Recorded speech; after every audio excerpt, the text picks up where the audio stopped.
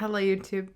This time I don't have an upbeat intro because there's nothing upbeat about Auschwitz. It's a very real historic event where a lot of people lost their lives, so it's nothing to joke about. But let's head into some very interesting history that hopefully will never happen again.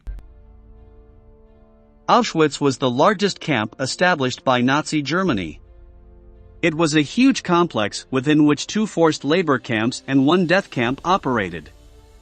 For its operation, it was divided into Auschwitz I, Auschwitz II or Birkenau, and Auschwitz III, known as Monowitz. More than 1 million people lost their lives in these gigantic facilities, and 9 out of 10 were of Jewish origin. Hell began before entering. Above the entrance to the camp there was a sign announcing Arbeit macht frei, or work makes you free, a macabre irony, since the exact opposite was true.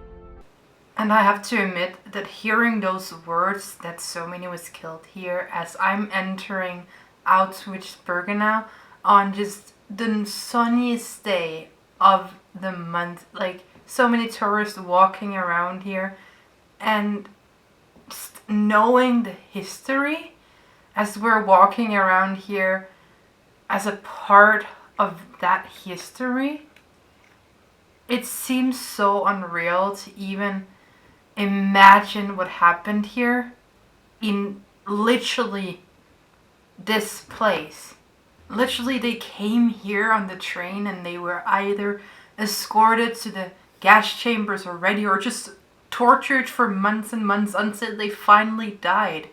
How are we supposed to, this crowd of people as modern day people, even supposed to relate to that?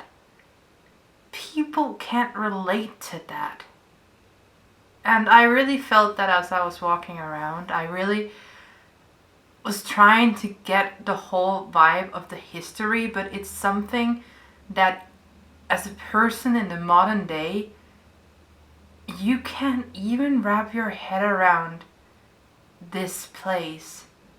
This place is beyond anything you can ever imagine. And the vibe walking around trying to remind these people that lost their lives here, it's just so heavy. And still, it's not even heavy enough. Like, it should not even be possible for us to walk around here because the emotion of it should not be bearable for us. Like, how is it bearable? How is it okay for us tourists walking around here with the privileges we have today and thinking about all these people who was tortured, suffering, and dying here? That is so surreal in my brain, and the whole day was just that. The prisoners did not have any change of clothes, and they slept in the same rags they worked in during the day. For this reason, diseases and infections proliferated that ended up claiming the lives of thousands. In this context, it was common for prisoners to make mistakes or try to improve their disastrous quality of life. Any such activity was severely punished. Be honest, if I showed you this place today, you would tell me this is a stable. This is where you have horses, not where you live. But it was for them, and they lived much more than you can fit in here. While I walked down the rails to Auschwitz-Birkenau, I tried to imagine coming here in a wagon, but even that is so impossible because the wagon didn't have any windows. They didn't even see where they were going. They would just be stopped in there again. Way too many people, of course, and driven in here. And if they were lucky, they died right away in the gas chamber. If they were unlucky, they suffered for months even before they were allowed to die. Because even trying to commit suicide to get rid of this feeling, to get rid of the suffering, was punished by more suffering because they, the leaders of this camp, wanted to play God and decide when you would live and die. That is so insane. The regulation of forced labor in Auschwitz was based on written orders drawn up by the camp director, as well as recommendations from the SS. The most common violations were related to attempts to obtain additional food, as well as failing to work satisfactorily. Even trivial things like smoking, resting at inappropriate times, or wearing clothes not approved by Nazi Germany were cause for reprimand. Even suicide attempts were punished within the facilities. If a prisoner made that decision to escape from hell, it was best to get the method right. If he survived, the penalties were severe. So here we are looking at what they called the death walk. Basically, you would walk down this seemingly endless road, and then it would turn to the left and be equally as long on the other side before you end up at a gas chamber where you would be stopped in, and that is the end of your journey. Like, that is so insane. And also, like, the gas chamber was just on the right, and then on the left, all the bodies were stacked up, prepared to be burned on the field. So you would just walk there, and then in the end, you would finally see what you were going into. They probably didn't know, because actually they look kind of happy here. They're just walking. This was supposed to be work makes you free, and I don't even know if they knew what they were walking into when they were walking here to their death. Adults and kids. Towards the end of the camp, there is these plaques. These are written in all kinds of languages, and from what I took a picture of, it says, "Always let this place be a memory of despair, and a warning to humanity where the Nazis murdered around 1.5 million men, women, and children, mainly Jews, from several countries in Europe." And this is the place where you can really pay your respect. It also shows how many plagues there is, which means how many countries in Europe they actually pulled people from, Jews from all over Europe, which is totally insane. This view really caught me because this right here reminded me of the boy in the striped pajamas. It's not a special torture view, but just seeing this reminded me of that. This building we couldn't walk into, but this was the showers, or the spa, as they called it, which is totally bizarre because there's nothing about this that was fun. This was where the workers, the ones who were actually healthy enough to work, was being put when they needed to be shaved. They were shaved bald and marked for work, and they would work themselves until they died, pretty much. Work became another form of genocide that the Nazis called extermination through labor, that is, destroying people while taking advantage of their productive capacity.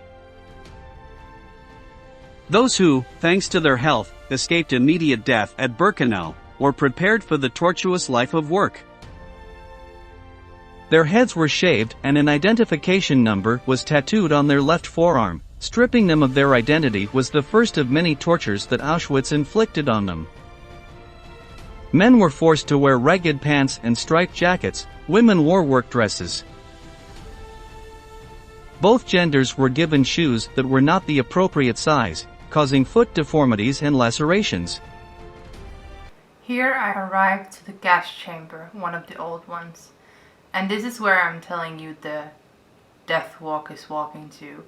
So when they come from the right up here, and they pretty much get up here and into the gas chambers, pulled in there, and back in Birkenau, it was pretty much that you were just put on the field next to it and burned, which you can also see right after here on this field over here next to it, this beautiful green field was the spot where they would be taken if they were not taken to the crematorium, which you can also see on these pictures, where they would be searched for any last things they would have on them and then burned.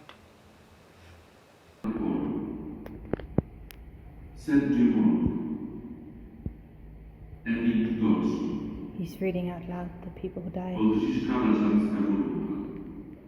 All names of people Leon Sherman, who were cast here. Bartosz Zdenek, Miriam Cornelii Zipper. And then we made it to the other camp, where the gate beautifully says, "Works makes free." This was supposed to be the message of this, and there was nothing in this that made them free, of course. This place, walking around this place was really surreal, because here it's not even ruins. It is all how it was back then, and knowing that you're in the same footprints as they were back then is very frightening to think about. Arbeit macht frei. So sarcastic as they would be. Since its liberation in January 1945, the Auschwitz complex has become synonymous with brutality and inhuman horrors. Within those walls, some of the most savage crimes in human history were committed. Thousands of people managed to survive that hell, and made known the aberrations that took place there. At this point my phone was very low on power, so I couldn't film much, which was really, really sad. But many of the blocks looked the same. The story from the different blocks were very different. For example, Block 11, which was the most horrific block ever, because that's where they were sent if they were rebels or anything, and they were sent to die there. Although there was a regulation known as the Penal and Disciplinary Code, where the punishment corresponding to each offense was specified, the penalties were usually arbitrary and depended on the morbid imagination of the directors and jailers. Usually, prisoners received different punishments for identical offenses. The most frequent of the scourges was confinement in Block 11, a facility within the main camp that became infamous for its living conditions. In Auschwitz, Block 11 was a kind of prison within a prison. It was in that portion of Auschwitz that the first executions using Zyklon B gas were carried out. There were also several torture chambers for the most varied techniques of physical destruction. This could include confinement without food, or staying in the Stazel cells, in which prisoners could only stand up. The last experience I had before going was actually the most horrific I've ever had. And I ended up going with a lot of tourists, which I think was good, because it actually emphasized the feeling of going into a gas chamber, which was what I was doing here. So yeah, with this group we went in, and I can kinda imagine that this would have been how it was. A large group just being pushed in, of course, not walking as calmly as we're doing here, into this tiny room, like totally claustrophobic actually. We're walking very closely, and we're just walking in. And this is like, you're tourist. You really don't understand this. Like, imagine walking in here. In here, this room would be completely filled. Like, you can see we still have a lot of space. This would be completely filled. The door would be shut behind you. And then you don't make it on the other side. This hit me definitely as a person. Like, this was a very gross experience for me already with all these people inside, because that wasn't very pleasant in the first place. And then thinking that, oh shit, that was how it was, and they didn't make it to where I am now. This was where they were burned. They didn't make it further than that room. That really stuck to my soul as a horrific experience.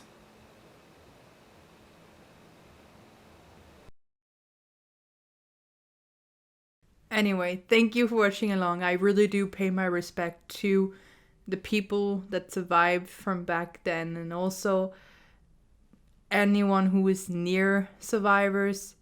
It's very interesting, of course, for the modern day people, but it is a very real thing, and it's actually not even 100 years ago. So that is like 80 years ago this happened.